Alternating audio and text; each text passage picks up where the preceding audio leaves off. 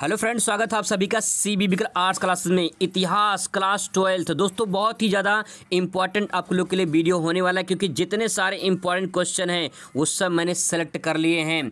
ये 2 मार्च को आपके पेपर में आने वाला है, क्योंकि यहाँ से क्वेश्चन बहुत ही ज़्यादा आपके एग्जाम में फंसने वाले हैं। तो चलिए इसको शुरुआत करते हैं। इतिहास के मोस्ट इंपॉर्टेंट क्वेश्चन, इसको रट लीजिए क्योंकि यहाँ से क्वेश्चन आपके एग्जाम में पक्का आने वाले हैं। पहला क्वेश्चन देखिए, कालीबंगा पुरा स्थल का उत्खनन किसके द्वारा आरंभ किया गया था? तो पहले क्वेश्चन मैं बता दे रहा हूं, इसके बाद मैं आपको आंसर बताऊंगा। तो पहले यहां पे आप इस क्वेश्चन को नोट कर लीजिए अपने, चाहे किसी नोट्स बुक में या फिर जो निशान लगा लीजिए अपने क्वेश्चन बैंक में कि कौन कौन से क्वेश्चन ज़्यादा इंपॉर्टेंट है। क्वेश्चन नंबर दूसरा देखिए, लोथल पुरा स्थल का उत्खनन सर्वप्रथम किसके द्वारा किया गया था? इन दोनों में से क्वेश्चन में से कोई एक पक्का आपके एग्जाम में आ ही जाएगा। अगला क्वेश्चन देखिए, तीसरा, मोहनजोदड़ो के विशाल स्नानागार का संक्षेप में वर्णन कीजिए। क्वेश्चन इंपॉर्टेंट है, ध्यान रखिएगा। मोहनजोदड़ो से सवाल जरूर आते हैं, हर साल एग्जाम में पूछे जाते हैं। क्वेश्चन नंबर 4 देखिए, हड़प्पा सभ्यता के पतन के कारण, इसको दोस्तों नोट कर लीजिए, मोस्ट इंपॉर्टेंट नोट कर लीजिए, क्योंकि ये क्वेश्चन पूछा जाता है और कई बार पूछा गया है अलग अलग सेटों में। तो हड़प्पा सभ्यता या सिंधु घाटी सभ्यता के पतन के कारण क्या था, इसके बारे में आपको कारण बताना है। तो ये क्वेश्चन जो है लघु उत्तरी में पूछेगा, और ध्यान रखिएगा आपको कम से कम इसको 2 पेज में लिख देना है। अगला क्वेश्चन देखिए, क्वेश्चन नंबर 5 देखिए, हड़प्पा सभ्यता के परम विशेषताओं का वर्णन कीजिए, अथवा करके पूछ सकता है दोस्तों इसी क्वेश्चन को, सिंधु घाटी सभ्यता के प्रमुख तत्वों का निरूपण कीजिए। क्वेश्चन बहुत ही ज़्यादा इंपॉर्टेंट है और दोनों का आंसर एक ही है। तो चाहे विशेषता पूछे चाहे तत्व पूछे, बात एक ही है, आप छाप दीजिए, इसको तैयार कर लीजिए दोस्तों, बहुत ही ज़्यादा इंपॉर्टेंट क्वेश्चन है। अगला क्वेश्चन देखिए, क्वेश्चन नंबर 7 देखिए, बहुत ही ज़्यादा इंपॉर्टेंट है दोस्तों।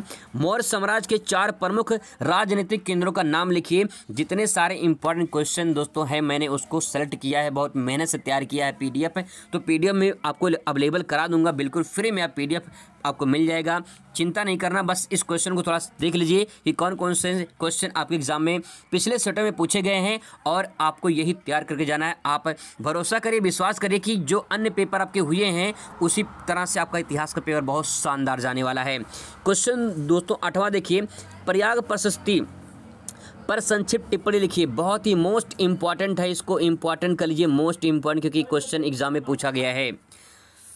प्रयाग प्रशस्ति के रचनाकार कौन है, ये क्वेश्चन इस तरह से पूछ सकता है, तो ध्यान रखिएगा दोनों क्वेश्चन। इसके बाद क्वेश्चन नंबर 10वां देखिए, महाजनपद के प्रमुख विशेषताओं को बताइए।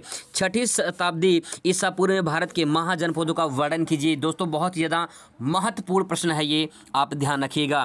क्वेश्चन नंबर 11 देखिए, क्वेश्चन नंबर 11 की बात करें तो यहाँ पे पूछा गया है, मौर्य प्रशासन की प्रमुख विशेषताओं को बताइए। तो मौर्य प्रशासन के जो प्रमुख विशेषताएं हैं उसके बारे में यहाँ से आपसे पूछ सकता है, और ये क्वेश्चन पूछ सकता है आपसे अति लघु में, तो ध्यान रखिएगा इंपॉर्टेंट प्रश्न है। उसी क्वेश्चन को अथवा करके दोस्तों पूछा गया है कि मौर्य वंश के अर्थव्यवस्था में प्रशासन की प्रमुख विशेषताओं का उल्लेख कीजिए, या प्रमुख विशेषताएं क्या है ये आपसे पूछा जा सकता है। क्वेश्चन है अर्थव्यवस्था के प्रमुख प्रशासन में विशेषताएं पूछा है, ध्यान रखिएगा विशेषताएं पूछा गया है। इसके बाद दोस्तों क्वेश्चन नंबर 12 देखिए, ऋग्वैदिक कालीन धर्म के विशेषताओं का वर्णन कीजिए। तो ऋग्वैदिक कालीन जो धर्म है उनकी विशेषताओं के बारे में पूछा है, तो आप ध्यान रखिएगा इस क्वेश्चन को, इंपॉर्टेंट है ये भी।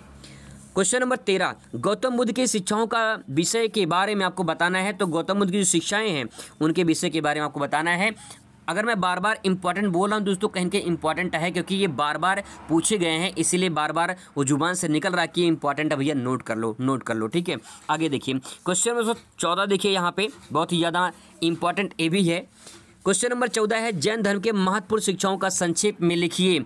अथवा करके दोस्तों इसी क्वेश्चन को पूछ सकता है, जैन धर्म के प्रमुख सिद्धांत पर चर्चा कीजिए। जो जैन धर्म के प्रमुख सिद्धांत हैं उसके बारे में पहले आप दोस्तों क्या करिए, जो लॉन्ग क्वेश्चन है, ठीक है, और जो शॉर्ट वाला क्वेश्चन है, पहले आप इसको तैयार करिए, ठीक है। जब यहाँ से लॉन्ग क्वेश्चन और शॉर्ट क्वेश्चन तैयार करेंगे तो बहुविकल्पीय और मैपिंग का और अति लघु ही आपका तैयार हो जाएगा, क्योंकि लॉन्ग क्वेश्चन और शॉर्ट में ही आपका जो है अति लघु, बहुविकल्पीय और मैपिंग के सवाल यहाँ से आ जाएंगे। मैपिंग में पूरी आपको 100% कन्फर्म कराऊंगा दोस्तों, बहुत अच्छे तरीके से किस तरह से मानचित्र आप भर सकते हैं। क्वेश्चन नंबर अगला देखिए, क्वेश्चन नंबर 16, हीनयान महायान संप्रदाय में क्या अंतर था, इस बात को आपको बताना है। बहुत ही ज़्यादा मोस्ट इंपॉर्टेंट दोस्तों, इसको नोट करिए। 17वां नंबर क्वेश्चन, स्तूप क्यों कैसे बनाए जाते थे, वर्णन कीजिए। इसी क्वेश्चन को अथवा करके पूछ सकता है। स्तूप का निर्माण कब और कहाँ किया गया था, बहुत ही ज़्यादा महत्वपूर्ण दोस्तों प्रश्न है, ये आप नोट कर लीजिए, इसको तैयार कर लीजिए, पूरी रट डालिए इस क्वेश्चन को। आगे देखिए क्वेश्चन नंबर 18, बौद्ध धर्म के प्रमुख सिद्धांत क्या है। इसी क्वेश्चन को अथवा करके अलग सेट में पूछा गया था कि बौद्ध धर्म के शिक्षाओं का संक्षेप में लिखिए। इसी क्वेश्चन को अलग सेट में और अथवा करके पूछा गया है कि गौतम बुद्ध के शिक्षाओं का वर्णन कीजिए। तो 3 टाइप से अलग अलग सेटों में पूछा गया है, महत्वपूर्ण है, नोट डाउन कर लीजिए। इसके बाद दोस्तों क्वेश्चन नंबर 19 देखिए, खानकाह का क्या आशय है। खानकाह का क्या आशय है, या फिर क्वेश्चन पूछ सकता है खानकाह से आप क्या समझते हैं, इस बात को स्पष्ट कीजिए। आप 2 लाइन में इसका आंसर लिखेंगे। क्वेश्चन नंबर 20 देखिए, सूफीवाद के मूलभूत सिद्धांतों का वर्णन कीजिए। इसी क्वेश्चन को दोस्तों अथवा करके पूछ सकता है। सूफीवाद क्या है, सूफी मत के मुख्य धार्मिक विश्वासों और आधारों की व्याख्या कीजिए। दोस्तों ध्यान रखिएगा, जो अथवा करके मैंने लिखा यहाँ पे वो कहीं की अलग अलग सेटों में पूछा गया है, तो इसलिए महत्वपूर्ण प्रश्न है। इसके बाद दोस्तों भक्ति आंदोलन के उदय के प्रमुख कारण बताइए। नोट डाउन कर लीजिए इसको अपने कॉपी में, भक्ति आंदोलन के उदय के प्रमुख कारण, क्योंकि क्वेश्चन बहुत ही ज़्यादा इंपॉर्टेंट है। और देखिए कैसे अथवा करके यहाँ से भी पूछा गया है क्वेश्चन, भक्ति आंदोलन से। भक्ति आंदोलन को संक्षिप्त में टिप्पणी लिखिए। अथवा करके पूछा गया दोस्तों भक्ति आंदोलन के मुख्य विशेषताओं का विश्लेषण कीजिए। बहुत ही ज़्यादा महत्वपूर्ण दोस्तों प्रश्न है ये। क्वेश्चन नंबर 22 देखिए, कार्ल मैकेंजी कौन थे और वह किसके लिए विख्यात थे। 2022 में क्वेश्चन पूछा गया है कार्ल मैकेंजी के बारे में, तो ध्यान रखिएगा, इसको रट डालिए। मैं तो यही कहूँगा दोस्तों, आप अभी पहले फिलहाल पढ़िए, जैसे जैसे और जो है अभी कुछ सब्जेक्ट है वो पूरा हो जाएगा, मैं आपको तुरंत याद भी करवाऊंगा दोस्तों कैसे आप आसानी से उसको तैयार कर सकते हैं। क्वेश्चन नंबर 23 देखिए, हम्पी की खोज कैसे हुई थी, संक्षेप में लिखिए। हम्पी का जो स्मारक है उसके बारे में आपको बताना है, यहाँ पे संक्षेप में वर्णन करना है। क्वेश्चन नंबर 24 देखिए, विजयनगर के सामाजिक और सांस्कृतिक दशा पर प्रकाश डालिए। इसी क्वेश्चन को अगले सेट में पूछा गया था, किसी दूसरे सेट में विजयनगर साम्राज्य में संक्षिप्त टिप्पणी लिखिए। जो विजयनगर साम्राज्य है उस पर आपको टिप्पणी लिखना है, बहुत ही इंपॉर्टेंट है। क्वेश्चन नंबर 25 देखिए, खानवा का युद्ध कब और कहाँ हुआ था, महत्वपूर्ण है, खानवा का युद्ध कब और कहाँ हुआ था। और क्वेश्चन नंबर 26, अबुल फजल का संक्षिप्त परिचय दीजिए। तो यहाँ पे क्वेश्चन आपसे पूछ सकता है अबुल फजल के बारे में। और अकबरनामा की रचना किसने की थी, मोस्ट इंपॉर्टेंट दोस्तों प्रश्न है, कई बार भी पूछा गया है। क्वेश्चन नंबर अगला देखिए 28, सूर साम्राज्य के पतन के 2 कारण बताइए। जो सूर साम्राज्य है यानी शेर शाह सूर्य का वंश से यहाँ पे बात की जा रही है, सूर साम्राज्य के पतन के 2 कारण बताना है, तो ये मोस्ट इंपॉर्टेंट है। क्वेश्चन नंबर 29, मुगलों के विरुद्ध शिवाजी के सफलता के 2 कारण बताइए। 2 कारण दोस्तों यहाँ से पूछा गया है, इसको ध्यान रखिएगा। क्वेश्चन नंबर 30 देखिए, काफ़ी इंपॉर्टेंट प्रश्न है। क्वेश्चन नंबर 30 में पानीपत के प्रथम युद्ध बाबर के सफलता के 2 कारण बताइए। तो पानीपत में ऐसा क्या कारण था कि बाबर सफल हो गया था, जिसमें इब्राहिम लोदी की हार हुई थी, तो ये क्वेश्चन इंपॉर्टेंट है, ध्यान रखिएगा। अकबरनामा क्या है, टिप्पणी लिखिए। अकबरनामा क्या है, टिप्पणी लिखिए दोस्तों, बहुत ही ज़्यादा महत्वपूर्ण प्रश्न है। आगे देखिए क्वेश्चन नंबर 32, रैयत बाड़ी बंदोबस्त से आप क्या समझते हैं, नोट डाउन कर लीजिए दोस्तों, बहुत ज़्यादा महत्वपूर्ण प्रश्न है। अगर आपको लगता होगा यह सारे महत्वपूर्ण हैं तो सारे महत्वपूर्ण ही हैं, क्योंकि मैं इंपॉर्टेंट दोस्तों क्वेश्चन को सेलेक्ट किया हूँ। काफ़ी रात से जाग कर मैंने क्वेश्चन सेलेक्ट किया है, और मैं आपको जब छुट्टी हुआ अभी स्कूल से, तो मैंने आपको सोचा कि आपको बता दिया जाए। तो यहाँ पे देख लीजिए, अगला पॉइंट यहाँ पे दे सकते हैं।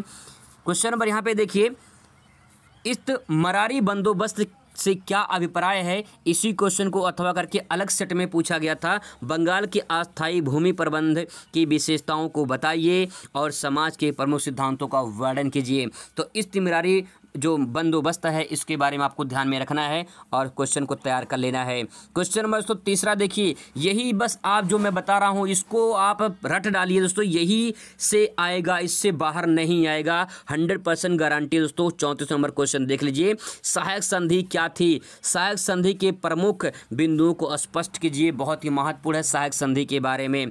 सहायक संधि पर टिप्पणी लिखिए, ध्यान रखिएगा सहायक संधि को इसी तरह से भी क्वेश्चन पूछ सकता है, तो ये भी महत्वपूर्ण है। महत्वपूर्ण सबसे ज़्यादा तो 35वां आला सबसे ज़्यादा महत्वपूर्ण है, क्योंकि 1857 क्रांति हर बार हर साल अलग अलग सेटों में दोस्तों पूछा जाता है 1857 की क्रांति के बारे में। ध्यान रखिएगा 1857 की क्रांति, धार्मिक कारण की चर्चा कीजिए। क्वेश्चन अथवा करके पूछा है 1857 के विद्रोह के लिए कौन से सामाजिक और धार्मिक कांड के लिए उत्तरदायी था। इसी क्वेश्चन को अथवा करके और अलग सेट में पूछा गया है 1857 के विद्रोह आर्थिक कारणों की विवेचना कीजिए। महत्वपूर्ण दोस्तों क्वेश्चन है बहुत ही ज़्यादा। क्वेश्चन नंबर 36 देखिए, क्वेश्चन नंबर 36 दोस्तों इंपॉर्टेंट है। काकोरी कांड कब और कहां हुआ था। काकोरी कांड दोस्तों ध्यान रखिएगा, जलियांवाला बाग हत्याकांड ध्यान रखिएगा और चौरी चौरा हत्याकांड भी ध्यान रखिएगा। इसके बाद दोस्तों खिलाफत आंदोलन की मांग का उल्लेख कीजिए। खिलाफत आंदोलन, गांधी इरविन समझौता पर टिप्पणी लिखिए। भारत छोड़ो आंदोलन का कारण बताइए। और देखिए क्वेश्चन अगर पूछा है भारत छोड़ो आंदोलन के प्रमुख कारण कौन कौन से, ये भी बताइए। तो बहुत ही ज़्यादा महत्वपूर्ण दोस्तों प्रश्न है। क्वेश्चन नंबर 41 देख लीजिए, असहयोग आंदोलन से आप क्या समझते हैं। असहयोग आंदोलन के क्या कारण थे। आपको पीडीएफ चाहिए तो पीडीएफ मैं दे दूंगा, बस 1 मिनट बने रहिए। आपको यहाँ पे बस लास्ट प्रश्न देख लेना है कि क्वेश्चन नंबर 42 वैदिक काल की सामाजिक और आर्थिक जीवन का संक्षिप्त वर्णन कीजिए। वैदिक काल के सामाजिक और आर्थिक जीवन के बारे में पूछा है, ध्यान रखिएगा। और आगे देखिए क्वेश्चन नंबर 43 ब्रह्म समाज की स्थापना किसने की थी। इसके प्रमुख सिद्धांत को लिखिए। भारतीय समाज पर इसके प्रभाव को स्पष्ट कीजिए। मैं बार बार दोस्तों कह रहा हूं कि लॉन्ग क्वेश्चन अगर आप तैयार कर लेते हैं तो आपको अति लघु लघुत्तरीय क्वेश्चन, आपको मैपिंग का भी प्रश्न यहाँ से सवाल जो है कवर हो जाएगा। इसी क्वेश्चन को अथवा करके दोस्तों पूछा है आर्य समाज की स्थापना किसने की थी। समाज पर इसके प्रभाव को स्पष्ट कीजिए। तो यहाँ पे ब्रह्म समाज से पूछ ले या तो दोस्तों आर्य समाज से पूछ ले, महत्वपूर्ण दोस्तों है, नोट डाउन कर लीजिए। क्वेश्चन नंबर 44 देख लीजिए, भारत में राष्ट्रवाद के उदय के प्रमुख कारण क्या है। बहुत ही ज़्यादा महत्वपूर्ण दोस्तों है प्रश्न में कि राष्ट्रवाद के उदय के कारण क्या है, इसको नोट डाउन कर लीजिए क्योंकि महत्वपूर्ण प्रश्न है। अब दोस्तों लास्ट ये प्रश्न था 45, इन 45 क्वेश्चन को बस आप तैयार कर लीजिए, इससे बाहर नहीं आएगा, 101% की गारंटी है दोस्तों। 1935 ईस्वी में अधिनियम के प्रावधानों को प्रकाश डालिए। महत्वपूर्ण प्रश्न, महत्वपूर्ण दोस्तों प्रश्न है। अगर आपको इसका पीडीएफ चाहिए तो पीडीएफ अवेलेबल करा देते हैं। पीडीएफ लेने के लिए आपको कमेंट करना होगा या जो है व्हाट्सएप पे आप मैसेज करके जो है मंगा सकते हैं। 87 56 41 41 60 ये पीडीएफ दोस्तों आपको यहाँ पे मिल जाएगा। नंबर पे व्हाट्सअप करिए, ठीक है। ओनली व्हाट्सअप करना है, फ़ोन वगैरह कर सकते हैं लेकिन स्कूल के टाइम पे नहीं करना है, ठीक है। Thanks for watching.